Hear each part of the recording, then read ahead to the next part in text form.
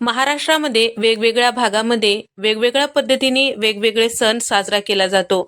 मराठवाड्यामध्ये बऱ्याच ठिकाणी वेळ अमावस्या साजरा केला जातो. कोणी येळ अमावस्या म्हणतात, कोणी वेळ अमावस्या म्हणतात. तर अमावस्येच्या दिवशी शेतामध्ये जाऊन हे सण साजरा केला जातो आणि त्या दिवशी या पद्धतीने खास भाजी केली जाते. त्याला भज्जीची भाजी असं म्हणतात. तर आमच्या मराठवाड्यामध्ये बऱ्याच ठिकाणी हे सण साजरा केला जातो. तर या पद्धतीची भाजी खास याच दिवशी केला जातो. तर त्यासाठी इथे मी घेतलेला आहे ओले तुरीचे दाणे किंवा तुरीचे सोले.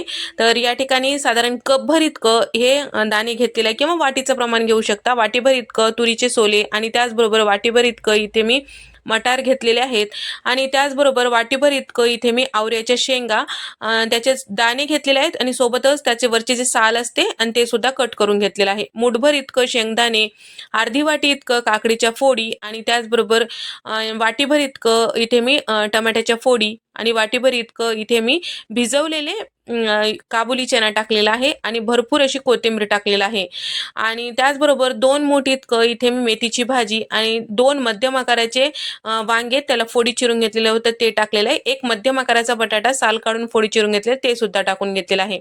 तर या ठिकाणी मी इथे काबुली चना वापरलेला आहे. तर काही भागामध्ये बऱ्याच ठिकाणी ठाळ आलेला असतो, त्याचे ओले दाणे सुद्धा तुम्ही यामध्ये वापरू शकता. माझ्याकडे नव्हतं म्हणून मी काबुली चना भिजवून यामध्ये टाकलेला आहे. 4 ते 5 वाट्या पाणी टाकून घेतलेलं आहे. गॅसचा फ्लेम कमी करून 3 शिट्ट्या काढून घेऊया. आता भाजीला छान दाटसरपणा येण्यासाठी इथे मी छोट्या लिंबाच्या आकाराचं चिंच भिजत ठेवलेलं होतं, त्याचं कोळ तयार करून घेतलेला आहे आणि साधारण पाव कप इतकं इथे मी बेसन पीठ टाकून मिश्रण तयार करून घेतलेलं आहे. कुकरच्या शिट्ट्या सुद्धा झालेल्या आहे. कुकर पूर्णपणे थंड झाल्यानंतर इथे आपले सगळे भाज्या, फळभाज्या, पालेभाज्या छान शिजल्या गेलेल्या आहेत. आता मिक्स करून घेऊया आणि छान असं याला थोडंसं मॅश करून घेऊया. तर या ठिकाणी एकदा चेक सुद्धा करून घेऊ शकता. जर शिजलं नसेल तर तुम्ही आणखीन गॅसवर ठेवू शकता. तुमच्याकडे जर गाजर असेल तर त्याची साल काढून त्याच्या फोडी सुद्धा तुम्ही यामध्ये टाकू शकता. जर चवळी तुमच्याकडे असेल तर ते सुद्धा भिजवून यामध्ये टाकू शकता किंवा ओली चवळी असेल तर ते सुद्धा तुम्ही यामध्ये त्याचे दाणे टाकू शकता. तर या ठिकाणी आता हे सगळं छान व्यवस्थित मिक्स करून घेतलेलं आहे. आता कढईमध्ये साधारण एक 5 चमचे तेल टाकून घेतलेलं आहे. अर्धा चमचा मोहरी, अर्धा चमचा जिरं छान फुलू द्यायचं. त्यानंतर इथे मी 2 चमचे इतकं आलं लसणाचं जाडसर असं कुटलेलं ठेचा टाकून घेतलेला आहे आणि सोबतच इथे मी लाल मिरच्याचा ठेचा टाकून घेतलेला आहे. तर लाल मिरच्याचा ठेचा मी नुकतीच अपलोड केलेला आहे व्हिडिओ, तुम्ही बघू शकता किंवा तुम्ही लाल मिरची पावडर सुद्धा टाकू शकता. रंग छान येण्यासाठी चमचाभर बेडगी मिरची पावडर, चमचाभर हळद, 2 चमचे धने पावडर टाकून घेतलेले. यामध्ये कुठल्याही प्रकारचं काळा मसाला किंवा घरगुती मसाला वापरत नाहीत. तर या ठिकाणी काही जण इथे आलं लसूण सुद्धा टाकतात तर काही टाकत नाही, कुठल्या पद्धती अनुसार. तर या ठिकाणी सगळं छान असं व्यवस्थित मिक्स करून घेतलं तर त्यावेळेस आपल्याला शिजून घेतलेले जे दाणे आहेत ते टाकून घ्यायचं. चवीपुरतं मीठ, भरपूर अशी कोथिंबीर टाकून घ्यायचं आहे. थोडा वेळ असं शिजू द्यायचं आहे. सगळं व्यवस्थित छान असं शिजलेलं खात्री झाली. आता मसाला व्यवस्थित यामध्ये जे टाकलेलं आहे ते व्यवस्थित लागल्या गेलं असं खात्री झाली, तेल साईडला सुटू लागलं, त्यावेळेस यामध्ये तयार करून घेतलेलं जे चिंचचं आणि त्याचबरोबर बेसन पिठाचं मिश्रण आहे ते यामध्ये टाकून घ्यायचं आहे. तर मला इथे एक्स्ट्राचं पाणी लागलेलं नाही. जर तुम्हाला कमी वाटत असेल तर आणखीन ॲड करू शकता. तर यामध्ये सगळ्या चवी बॅलन्स होण्यासाठी चिरून घेतलेला गूळ यामध्ये साधारण 4 चमचे इतकं टाकून घेतलेला आहे.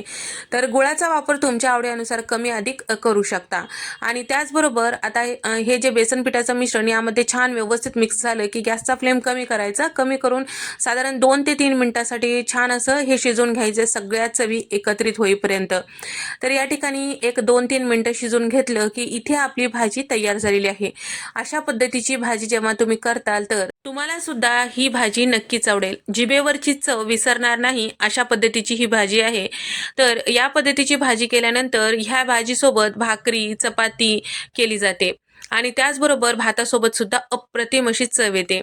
तर ही भाजी करते वेळेस आमच्या मराठवाड्यामध्ये शक्यतो वेळ अमावस्येला हीच भाजी केली जाते आणि त्याचबरोबर थोड्या अंतरावर किंवा थोड्या प्रांत बदलला की करण्याची पद्धत वेगळी असते.